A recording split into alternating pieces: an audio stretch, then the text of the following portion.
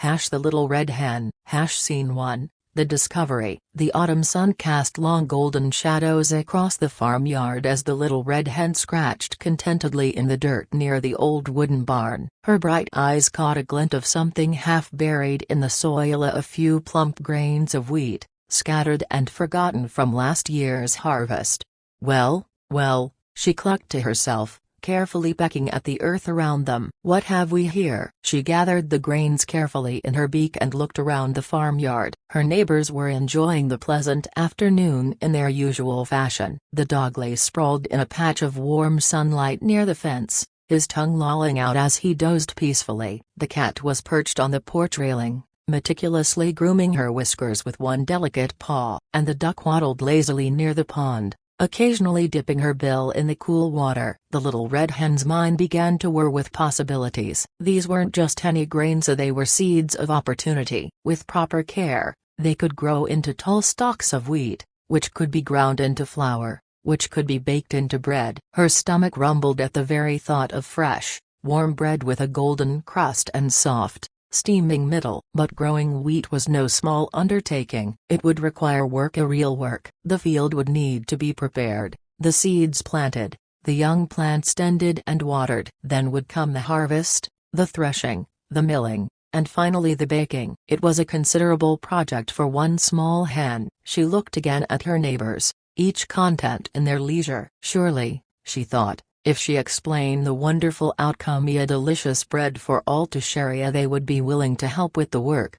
The little red hen drew herself up, puffed out her red chest feathers, and called out in her clearest voice, "I have found some grains of wheat. Who will help me plant them?" The dog opened one lazy eye, yawned enormously, and replied, "Not I." He stretched his legs, turned over, and resumed his nap. The cat paused in her grooming just long enough to respond with cool disinterest, "Not I." She returned immediately to cleaning her paws. The duck didn't even look up from the pond. "Not I," she quacked dismissively, splashing her wings in the water. The little red hen felt a small pang of disappointment, but she was not one to be discouraged easily. "Very well," she said with quiet determination. "Then I shall do it myself." And she did. For the rest of that afternoon and into the next day, the little red hen worked the soil with her strong feet and sharp claws. She created neat furrows in a sunny corner of the field, carefully placed each grain of wheat at the proper depth and spacing, and gently covered them with the rich, dark earth. It was hard work for a hen, and by the time she finished, her feathers were dusty and her feet were tired. But there was satisfaction in the work, and hope in what those tiny seeds might become. Scene 2. The growing season. Weeks passed, and the little red hen's dedication never wavered. Each morning, she was the first to rise, greeting the dawn with her cheerful crowing. She would make her way to the wheat field to check on the progress of her crop. At first, there were just tiny green shoots, fragile and precious, pushing their way up through the soil toward the light. The little red hen watched over them like a mother watches over her chicks. She pulled weeds that threatened to choke the young plants. She chased away birds that came to feast on the tender shoots. On hot days, she carried water in an old tin cup, making trip after trip from the well to ensure her wheat didn't wither in the heat. The other animals noticed her constant activity, of course, but they remained unmoved. "You work too hard," the dog commented one afternoon, lifting his head from his comfortable spot in the shade. "Life is for enjoying, not for all this endless toiling." The little red hen paused in her weeding,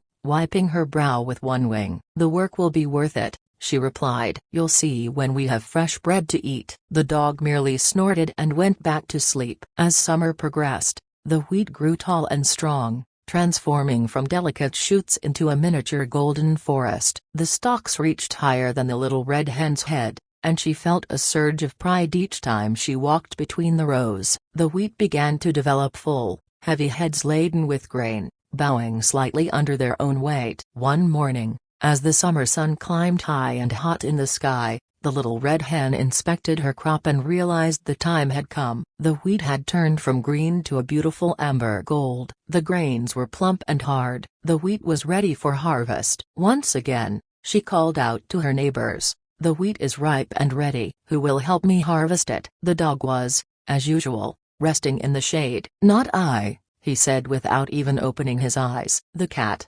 now lounging on a cushion on the porch, examined her claws with studied indifference. "Not I," she purred. The duck, floating lazily in her pond, simply replied, "Not I," and drifted away. The little red hen sighed, but she was not surprised. "Then I shall do it myself," she said. And she did. With a small sickle she found in the barn, the little red hen cut each stalk of wheat, bundled them into sheaves, and laid them out in the sun to dry. The work took days. Her wings ached, and her back was sore. The sharp stalks scratched her legs, and the sun beat down relentlessly. But she persevered, cutting and gathering, until every last stalk had been harvested and the field stood empty once more. Scene 3, the transformation. After the wheat had dried thoroughly in the sun, the little red hen faced her next task, separating the grain from the stalks. This process, called threshing, was perhaps the most tedious work yet. She spread an old sheet in the barnyard and beat the dried wheat stalks against it, over and over, until the precious grains fell free and the empty chaff blew away in the breeze. Her wings grew tired from the repetitive motion, and bits of chaff stuck to her feathers, making her sneeze. But slowly, steadily, a pile of clean golden grain accumulated on her sheet. When she had finished threshing, she called out once more, "Who will help me take this wheat to the mill to be ground into flour?" She knew what the answers would be, but hope springs eternal in an honest heart. "Not I," said the dog, stretching luxuriously in the last rays of afternoon sun. "Not I," said the cat, licking her whiskers after a meal of cream. "Not I," said the duck, settling into her nest for the evening. "Then I shall do it myself," said the little red hen, and she carefully gathered the grain into a sack. The next morning, she made the long journey to the mill at the far end of the valley. The sack was heavy, and she had to stop frequently to rest, but eventually she arrived. The kind old miller ground her wheat between his great stone wheels, and the grain was transformed into soft, silky flour, white as snow. The little red hen carried the flour back home, her heart lighter despite the weight of the sack. She was so close now to realizing her vision. That evening, she called out one more time, "Who will help me bake this flour into bread?" "Not I," came the familiar chorus from the dog. "Not I," from the cat. "Not I," from the duck. "Then I shall do it myself," said the little red hen, without a trace of anger or bitterness, only firm resolve. And she did.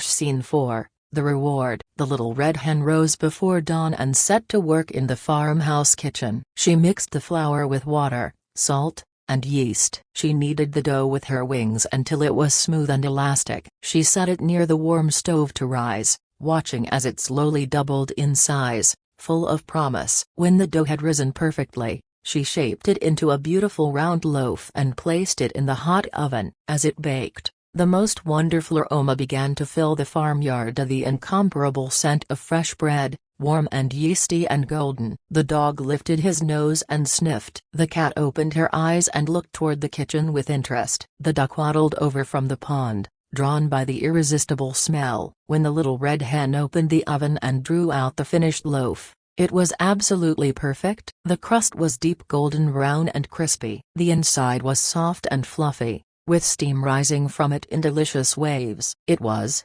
without exaggeration, the most beautiful loaf of bread any of them had ever seen. The little red hen set the bread on the windowsill to cool, and suddenly her 3 neighbors appeared, as if by magic, all crowding around. "That bread smells absolutely delicious," said the dog, his tail wagging hopefully. "Simply divine," purred the cat, rubbing against the little red hen's legs. "Wonderful," agreed the duck, quacking enthusiastically. The little red hen looked at each of them in turn, her bright eyes knowing and clear. Then she asked the final question, "Who will help me eat this bread?" "I will," barked the dog eagerly. "I will," meowed the cat enthusiastically. "I will," quacked the duck with great anticipation. The little red hen smiled, and not unkindly, but with the wisdom that comes from hard-earned experience. "No," she said gently but firmly. "I planted the wheat myself. I tended it myself. I harvested it myself. I threshed it myself. I took it to the mill myself. I baked the bread myself. And now,